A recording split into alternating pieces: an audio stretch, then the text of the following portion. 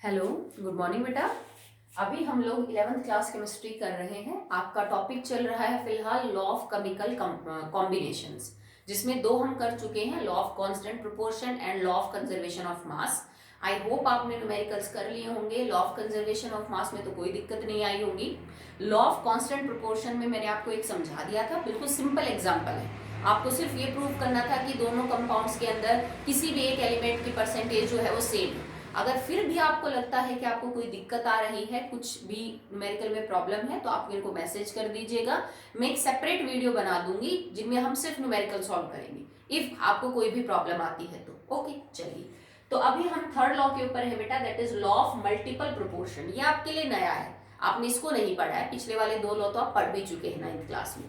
ये किसने दिया था? It was given by the scientist Dalton. तो ये तो नया नहीं है बिल्कुल भी, आप इसको 9th क्लास से पढ़ते आ रहे हैं, जॉन डाल्टन। ठीक है, तो डाल्टन ने इस लॉ को दिया था इनटू 1800 अराउंड। और क्या कहता है ये लॉ? ये कहता है कि अगर दो एलिमेंट आपस में रिएक्शन करके एक से ज्यादा कंपाउंड बनाते हैं, if two elements react with each other to form more than one type of compound. जैसे मान लो एक बार ए बी के साथ रिएक्ट करके बना रहा हो ए बी, और एक बार ए बी के साथ रिएक्ट करके बना रहा हो ए बी टू। ऐसा होता है ना? ठीक है, जरूरी थोड़ी ना है कि दो एलिमेंट आपस में कंबाइन करके बस एक ही कंपाउंड बना सकते हैं। भाई अलग अलग रेशियो में कंबाइन करके, अलग अलग नंबर ऑफ मॉलिक्यूल में कंबाइन करके अलग अलग प्रोडक्ट बना सकते हैं। तो रूल क्या कहता है, लॉ क्या कहता है? अगर दो एलिमेंट आपस में कंबाइन करके एक से ज्यादा कंपाउंड बनाते हैं, तो उन बने हुए कंपाउंड्स के अंदर अगर मैं एक एलिमेंट का मास फिक्स कर दूं, तो जो दूसरे का मास होगा ना, वो हमेशा सिंपल रेशियो में होगा। ओके, अब देखो ये आपके पास दो कंपाउंड है ए बी और ए बी टू। अब भाई ए का जो मास है मैंने एक्स मान लिया, ठीक है, और बी का जो मास है वो मैंने क्या मान लिया? वाई। ठीक है, जो मास पर मोल है आपका, यहाँ पे ए का वजन वही सेम एक्स होगा और बी का क्या हो जाएगा? 2y, क्योंकि बी यहाँ पे कितने हो गए? दो। तो ये कहता है कि ये जो दो अलग अलग कंपाउंड बनेंगे ना, इनमें आप किसी भी एक एलिमेंट का मास फिक्स कर दो। तो मुझे करने की जरूरत ही नहीं पड़ी, क्योंकि ऑलरेडी इन दोनों कंपाउंड्स में ए का फिक्स है। तो उसको छोड़ के जो बाकी दो एलिमेंट्स है ना, देखो इस कंपाउंड में बी का और इस कंपाउंड में बी का जो मास है that is in the ratio 1:2। भाई ये वाई है और ये क्या है? 2y है। तो यही बोला था डाल्टन ने कि अगर दो एलिमेंट आपस में कंबाइन करके into different number of moles into different ratio, दो या दो से ज्यादा कंपाउंड बना रहे, एटलीस्ट तो दो बनाने ही चाहिए। अगर कोई एलिमेंट आपस में कंबाइन करके प्रोडक्ट ही एक बना रहा है तो फिर बात ही खत्म हो गई। ठीक है, कम से कम दो बनाए या उससे ज्यादा बना सकते हैं। तो उन कंपाउंड्स में मैं अगर किसी एक एलिमेंट का मास फिक्स कर दूं, तो दूसरे वाले का जो मास है ना, वो हमेशा सिंपल रेशियो में होगा। कई बार ये भी हो जाता है, जैसे मान लो कि भाई ये तो AB2 आ गया और इसका आंसर आपका आया, चलो एक तीसरा कंपाउंड बना लेते हैं, दैट विल बी A2B3। ये मान लो, ठीक है, कि चलो भाई इन दोनों में तो A सेम हो गया, आपको कुछ करना ही नहीं पड़ा। इन दोनों कंपाउंड्स को देखते हैं। अगर मान लो ए बी रिएक्ट करके एक कंपाउंड तो ये बनाते और एक कंपाउंड ये बनाते, तो अब इसमें वजन तो बराबर नहीं है, ना बी का मैच हो रहा है ना ए का। तो आप क्या करोगे भाई? अगर आपको ए का बराबर करना है तो आप इसको 2 से मल्टीप्लाई कर देते। अगर आपको बी का बराबर करना है तो 2 वाले को 3 से कर देते, 3 वाले को किससे? 2 से कर देते। अब देखो 2 से मल्टीप्लाई करने के बाद ये फॉर्मूला क्या बन गया? A2B4। अब दोनों में A2 क्या है? सेम। ठीक है, अब इसमें और इसमें क्या रिलेशनशिप हो जाएगा? 3:4 का। जो भाई बी इसके 3 एटम है और इसके क्या है? 4 है। तो यही कहता है कि रेशियो शुड बी सिंपल। ठीक है, आपको समझ में आया? When two elements combines to form more than one product, 2 product or 3 product, ठीक है, in that case if the mass of one of the element gets fixed, then the ratio of the mass of another element will be simple ratio। ठीक है, वो simple ratio होगा आपका। Okay, चलिए अब इसको किसी एग्जांपल से लेके समझते हैं।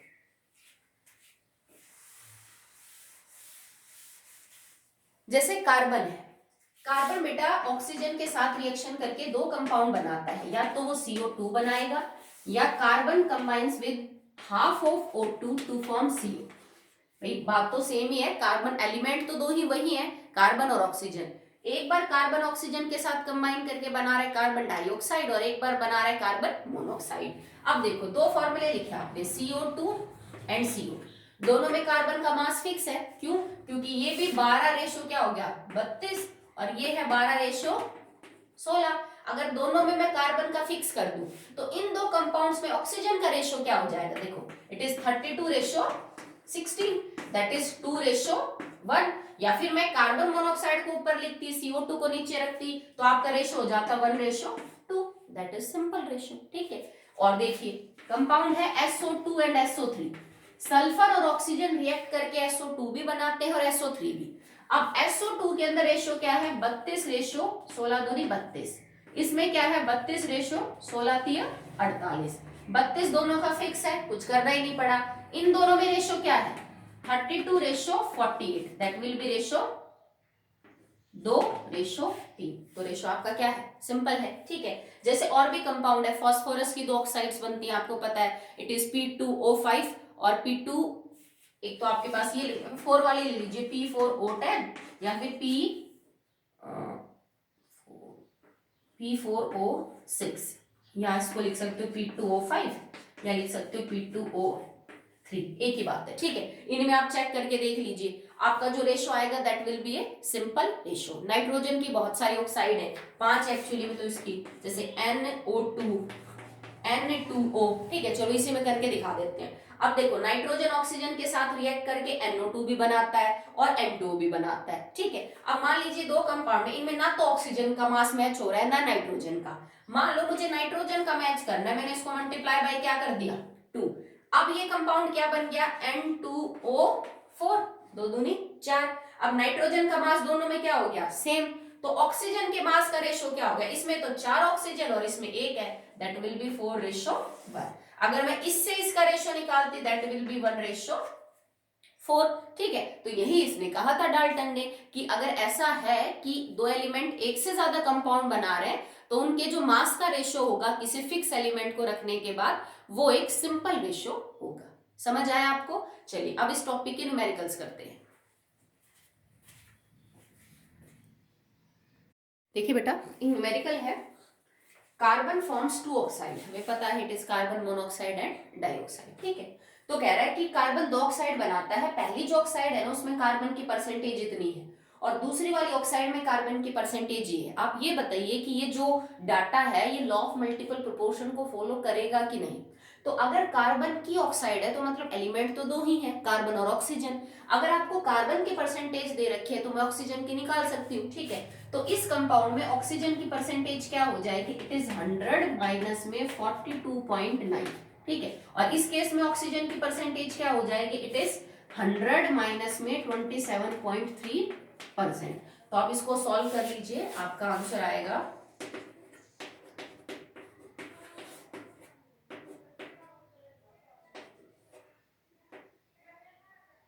That will B 57.1 I think. ठीक है, तो आपका आंसर आ जाएगा 57.1 और इस केस में आपका आएगा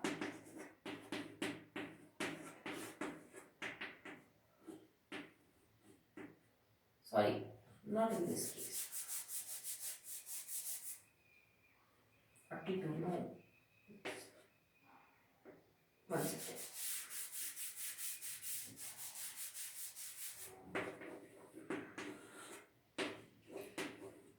42.90 1 7 ठीक है, हाँ सही है। और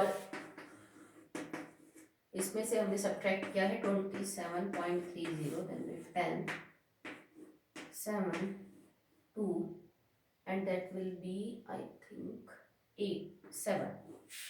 ठीक है, तो इसमें आपका आ जाएगी परसेंटेज आई 57.1 और इसके अंदर आ जाएगी आपकी 72.7। तो यहाँ आ गया 72.7% और ऊपर आ गया आपका ये आंसर। ठीक है, अब इतना पता चल गया आपको कि दोनों जो कंपाउंड्स हैं उनके अंदर कार्बन और ऑक्सीजन की जो परसेंटेज है वो क्या दे रखी है। अगर आपको ये बात प्रूफ करनी है कि दोनों लॉ ऑफ मल्टीपल प्रोपोर्शन को फॉलो करते हैं तो एक एलिमेंट का फिक्स करके, मर्जी है बेटा आपकी, चाहे आप कार्बन का फिक्स करो चाहे आप ऑक्सीजन का। कोई बच्चा इसमें कार्बन का फिक्स करके प्रूव कर सकता है, वो भी ठीक है, और कोई बच्चा ऑक्सीजन का फिक्स करेगा वो भी ठीक है। ठीक है, अब आप रेशियो प्रूव कर दीजिएगा कि सिंपल है। मान लीजिए अब परसेंटेज का क्या मतलब होता है कि अगर मेरे पास 100 ग्राम ये पहले वाली कार्बन की ऑक्साइड है तो इसमें इतने ग्राम कार्बन और इतने ग्राम ऑक्सीजन है। अगर मेरे पास सेकेंड ऑक्साइड कार्बन की 100 ग्राम है तो उसमें इतने ग्राम कार्बन और इतने ग्राम ऑक्सीजन है, ठीक है। तो आप इसको ही लिखोगे in first oxide,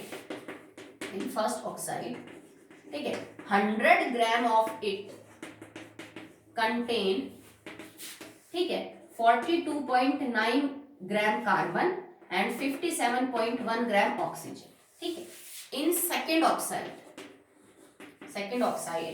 100 gram of it contains 27.3 gram carbon and 72.7 gram oxygen. Clear है। अब आपको ये पता है कि इतने ग्राम कार्बन इतने ग्राम ऑक्सीजन के साथ कंबाइन कर रहा है, इतने ग्राम कार्बन इतने ग्राम ऑक्सीजन के साथ कंबाइन कर रहा है। आप ये पता कर लो 1 ग्राम कार्बन कितनी ऑक्सीजन के साथ कंबाइन करेगा, या कोई बच्चा ये पता कर सकता है कि 1 ग्राम ऑक्सीजन कितने के साथ कंबाइन करेगी, ठीक है। अब आप इसको यूं सॉल्व करेंगे। In first case 42.9 gram carbon combines with 57.1 gram oxygen. 1 gram carbon will combine with divided by 42.9 gram oxygen. आप इसको सॉल्व कर लेंगे, डिवाइड करके इसका आंसर निकाल लेंगे। In the second case 27.3 gram carbon combines with 72.7 gram oxygen. 1 gram carbon will combine with divided by 27.3 gram oxygen. आप इसको सॉल्व कर लेंगे, तुम्हारा आंसर आ जाएगा एक्स वाई। मान लीजिए तुम्हारा ये आंसर आ गया एक्स और ये आंसर आ गया तुम्हारा वाई। तो मैंने कार्बन का अमाउंट फिक्स कर दिया ना 1 ग्राम, और मुझे ये पता चल गया भाई 1 ग्राम कार्बन कितने ऑक्सीजन के साथ कंबाइन करते हैं। ये जो एक्स और वाई आंसर निकाला ना, आप बस एक्स और वाई के अंदर रेशियो पता कर लीजिए, आपका रेशियो सिंपल आएगा, समझ रहे हो, ठीक है। और फॉर्मूला तो तुम्हें पता ही भाई, इसका मान लीजिए एक कार्बन मोनोऑक्साइड और एक कार्बन डाइऑक्साइड है, तो कार्बन का मास फिक्स करेंगे तो ऑक्सीजन का रेशियो क्या आना चाहिए 1:2, या फिर अगर कोई बच्चा CO2 ऊपर CO नीचे अपोजिट कर रहा है तो 2:1। तो आप इसको जब सॉल्व करेंगे तो इसको और इसको आपको डिवाइड करना है, रेशियो निकालना है, तो योर रेशियो विल बी 2:1 और 1:2, डिपेंडिंग अपॉन किस कोई बच्चा इसको ऊपर और इसको नीचे लिख रहा है या फिर इसको ऊपर और इसको नीचे लिख रहा है, ठीक है। एक तो आप इसको ऐसे सॉल्व कर सकते हैं, दूसरा आप ये कर सकते हैं, जैसे ऑक्सीजन का मास फिक्स करेंगे तो आप क्या लिखते हैं 57.1 gram oxygen combines with 42.9 gram of carbon. 1 gram oxygen combines with this divided by this, तो तुम ऑक्सीजन का 1 ग्राम ले लेते और उसको फिक्स करके क्या कर लेते हैं, न्यूमेरिकल्स निकाल लेते। तो सिंपल है, कुछ नहीं है। थोड़ी सी कैलकुलेशन यहाँ आपको पड़ सकती है मुश्किल, क्योंकि कई बार पॉइंट्स में सॉल्व करना फिर उसको रेशियो आगे निकालना, तो बस इसमें दिक्कत आएगी, बाकी कुछ नहीं, ठीक है। चलिए नेक्स्ट देखिए।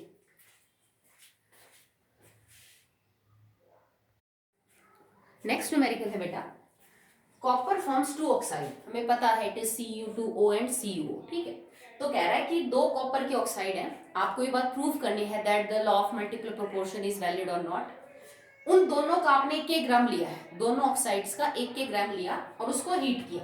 आपने क्या नोटिस किया कि एक कॉपर के ऑक्साइड को का 1 ग्राम गर्म करने पे उसमें से इतने ग्राम कॉपर बाहर निकला, ठीक है। तो मतलब बचा हुआ जो वर्जन है वो किसका, ऑक्सीजन का। और दूसरी कॉपर के ऑक्साइड को मैंने गर्म किया 1 ग्राम को, तो उसमें इतने ग्राम क्या निकला, कॉपर बाहर निकला, क्योंकि कॉपर ऑक्साइड में 2 ही एलिमेंट है, कॉपर एंड ऑक्सीजन। और अगर मैं आपको ये बता दूं कि 1 ग्राम कॉपर ऑक्साइड को गर्म करने पे इतना उसमें से कॉपर गया, तो बचा हुआ ऑक्सीजन है, इसमें से भी बचा हुआ क्या है, ऑक्सीजन है। बस आप पता कर लीजिए, आप लिखोगे इन फर्स्ट केस, ठीक है, 0.88 ग्राम कॉपर है। और देखो अब 0.88 ग्राम कॉपर है तो 1 में से आप इसको सब्ट्रैक्ट कर लीजिए, आपको पता चल जाएगा कि ऑक्सीजन कितनी है। तो आप 1 में से इसको घटा लीजिए, 888, ठीक है, that will B 0.112 gram oxygen. Clear है। चलिए इन द सेकेंड केस आप क्या करोगे, 0.799 है या 0.779 ग्राम कॉपर, और इसमें से अब माइनस कर दीजिए 1 में से इसको, तो आपको ये पता चल जाएगा कि ऑक्सीजन कितनी है।